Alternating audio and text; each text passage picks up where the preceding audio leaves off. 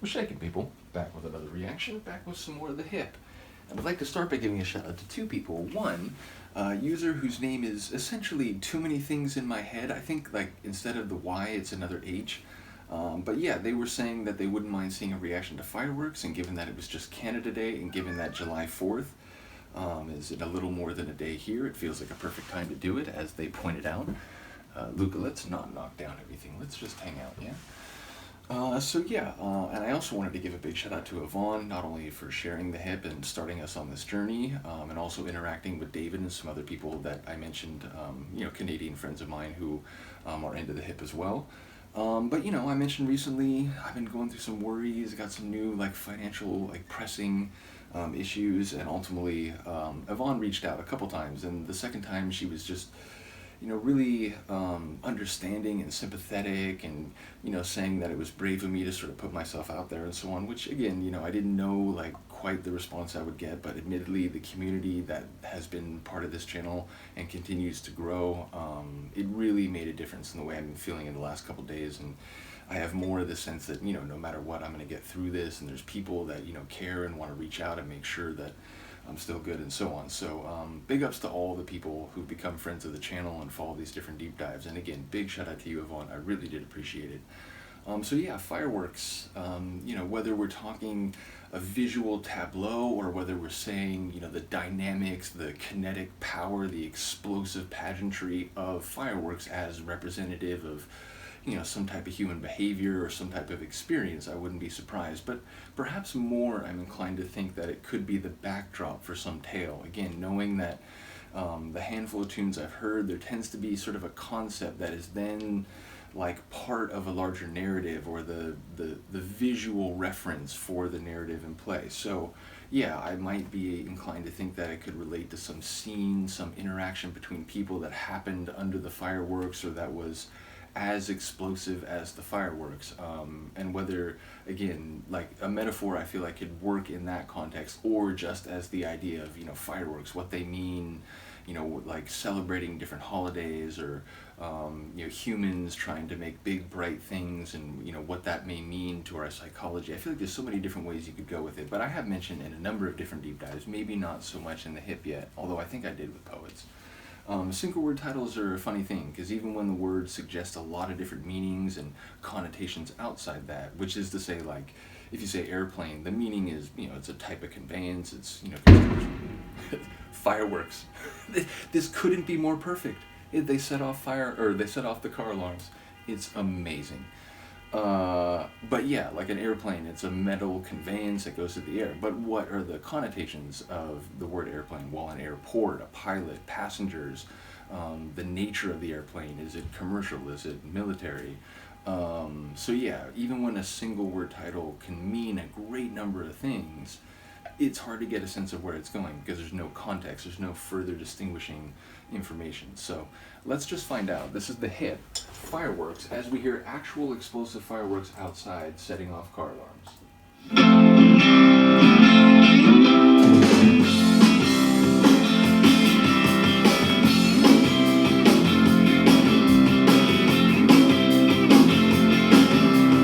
If there's a goal that everyone remembers, it was back in 72. We all squeezed the stick and we all pulled the trigger, and all I remember is sitting beside you. You said you didn't give a fuck about hockey, and I never saw someone say that before.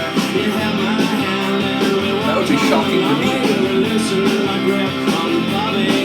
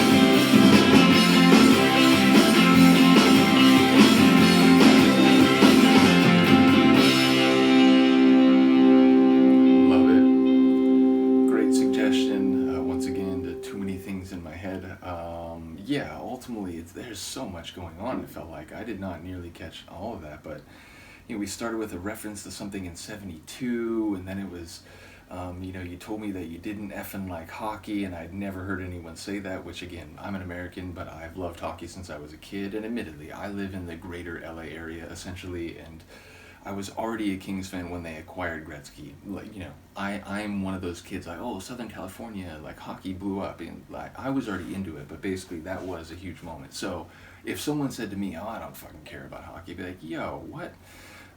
So yeah, that was an amusing moment. But then he's talking about like, we hung out every day because that's what we thought married couples did, which is interesting, right? Because you often hear the phrase that like, you want your spouse to be your best friend because, if it's just like hot passion and so on, or like, a real like love / infatuation, maybe that's not something that's going to last long term. Whereas someone who you see eye to eye with and you enjoy the company of on a more everyday level, perhaps that's something more sustainable. But then I like this idea, or at least the implication, that hanging out every day maybe isn't like perfect or ideal for a married couple. At least there seemed to be that implication. So and then it's like there's fireworks off in the distance, and like we're talking about, I think, like ambulating through heaven and all these like phrases that seem like on a bigger, like more conceptual level. So lyrically, it's fascinating. And again, I feel like with a lot of these reactions, if they're not one where I've had some, context provided in advance, which again, generally speaking, I like to go into music fresh and not,